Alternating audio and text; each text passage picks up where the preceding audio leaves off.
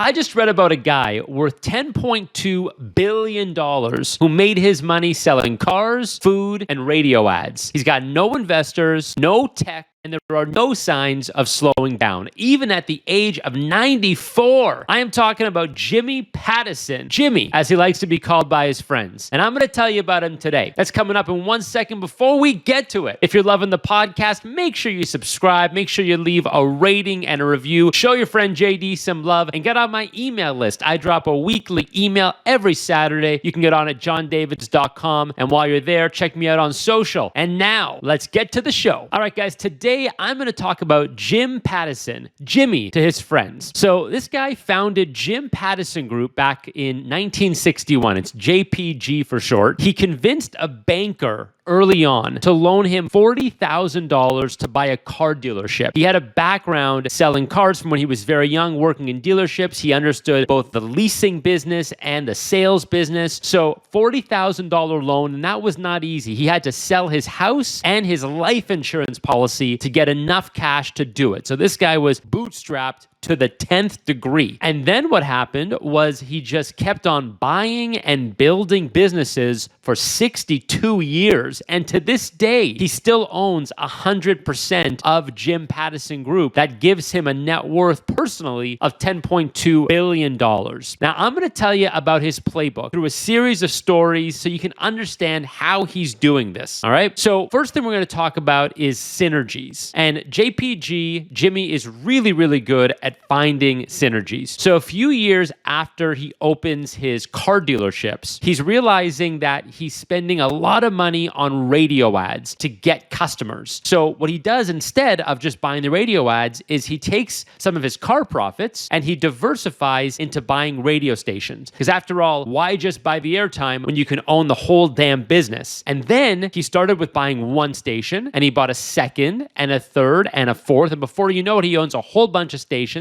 And then he starts buying billboards out of home advertising. And before long, he's got a media behemoth. Fast forward to today, and Pattison Media operates in hundreds of markets with thousands of employees, and it itself is a very big company. Now, it's interesting. I spoke to Jimmy back in 2020, and I got a bunch of insights here. So check this out. The reason he started buying radio stations, I just told you, it's because he thought to himself, why should I advertise when I can buy the whole station? But here's the other thing. He was making lots of money on the car dealerships. His profits were getting pretty good after 10, 15 years. And what he started to realize was that he couldn't expand fast enough. The problem with car dealerships is you can't really buy too many. Even today, I'm pretty sure JPG only owns like 27 car dealerships. They've expanded obviously a lot since those early days in the 60s, but you can't buy a lot of dealerships because the dealers will only allow you, the manufacturers will only allow you to put a dealership in a market so many times. You can't have 25 GM dealerships and 25 Ford dealerships down the street from each other. So there's a limited number that can go into the market. They don't come along very often. And really, they only come along when a family that owns them wants to get out of that business. So you can buy it from an existing dealer. But because he couldn't expand fast enough, that's why he wanted to diversify, and radio made a lot of sense. How do you get customers into your car dealership? You advertise on the radio. And what else do? You advertise on billboards, right? You're driving on the highway and you see a billboard for Jimmy Pattison Chevrolet or whatever that dealership is called. And so that's why billboards made a lot of logical sense. And this is one of those great examples. It's not a lot different from Amazon with Amazon Web Services. When they realize they have a whole bunch of servers to power their own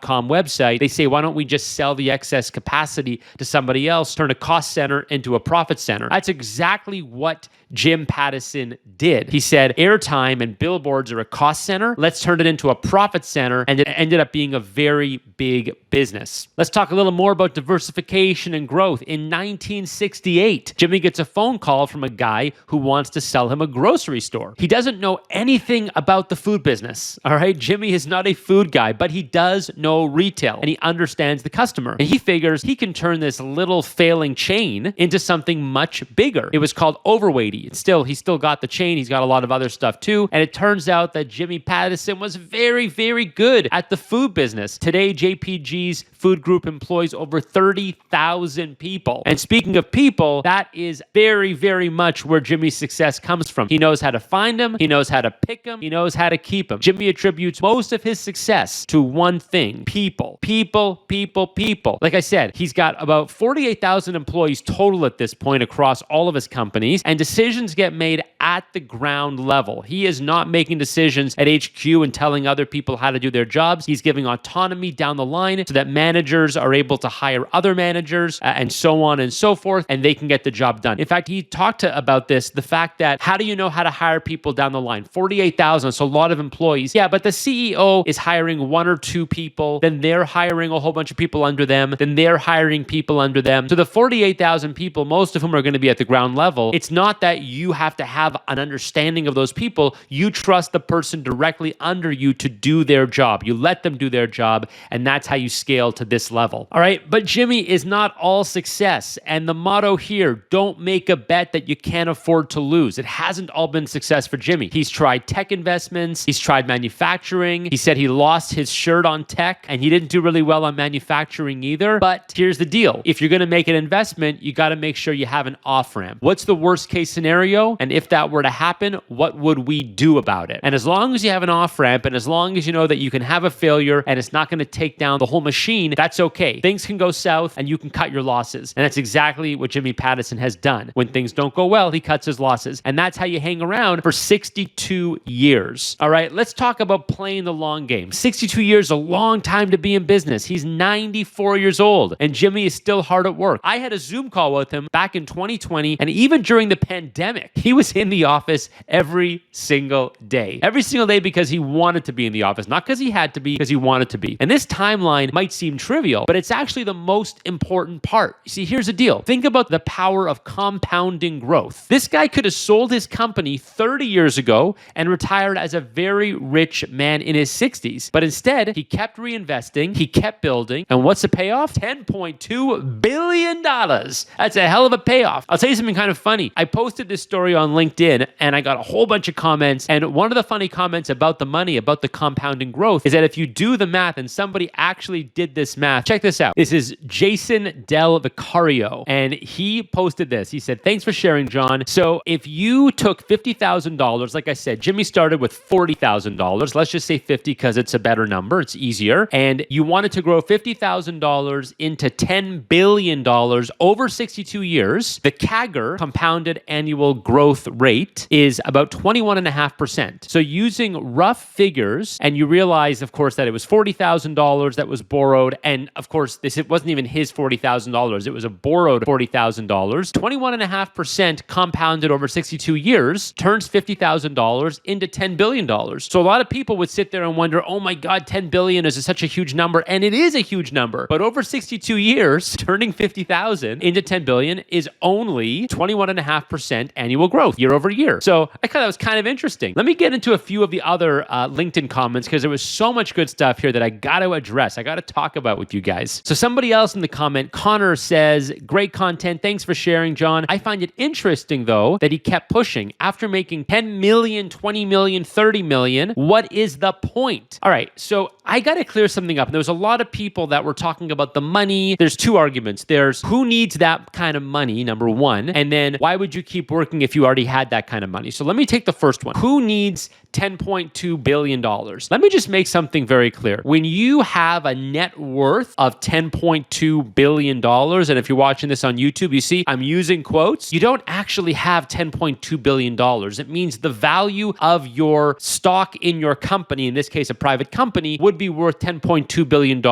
You take the earnings per year, you give it a decent multiple, and then that's how you get earnings per share, and there's your net worth. But here's the deal. That $10.2 billion, when you've got 48,000 employees and you got to make payroll every 2 weeks, you need that kind of money, right? So why is he worth that much money on paper, and why does he keep working? Because it's not about him. He's feeding 48,000 mouths and their families and their dependents. So this is a very selfless act. And when people say, why do you need that kind of money? Listen, this is not consumer money. It's not like this kind of money is used to live. You're pretty much at the point where you've maxed out your consumer pure enjoyment. I'll go even further. Let's say you have $100 million. Let's say you're making $100 million a year. It would be very, very hard to spend $100 million a year on a continual basis. Once you have the house, once you have the yacht, once you have the private jet, once you have the fleet of sports cars, yeah, after 3-4 years, $100 million is maxed out on an annual basis. But that's not what we're talking about here. We're talking about investing and growing. How much do radio stations cost? How much do billboards cost? How much do grocery chains cost? What does it cost to start up a new manufacturing facility, a food processing plant, right? All these businesses that Jim Pattison is in. That's where the money's going. So when you hear about someone worth $10 billion, $20 billion,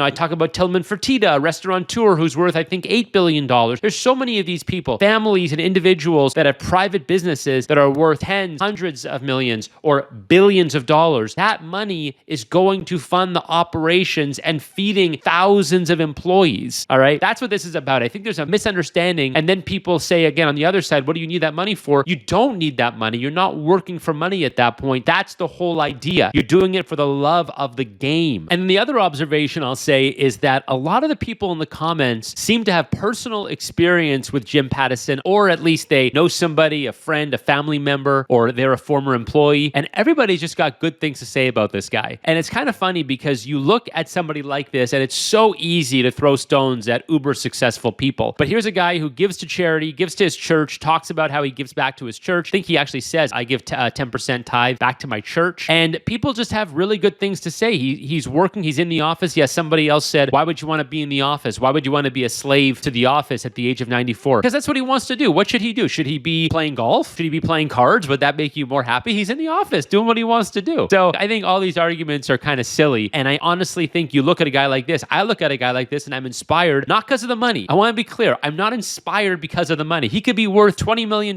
He could be worth $200,000. A guy that just loves the game and works his butt off and has been committed for 62 years and is still working to keep people happy and to keep people fed and to keep people working. That's a guy that I admire. And I hope you do also. Let me know what you guys think. You can get me at johndavids.com on my social. If you love the podcast, subscribe, leave a rating and a review, and I will talk to you guys next time.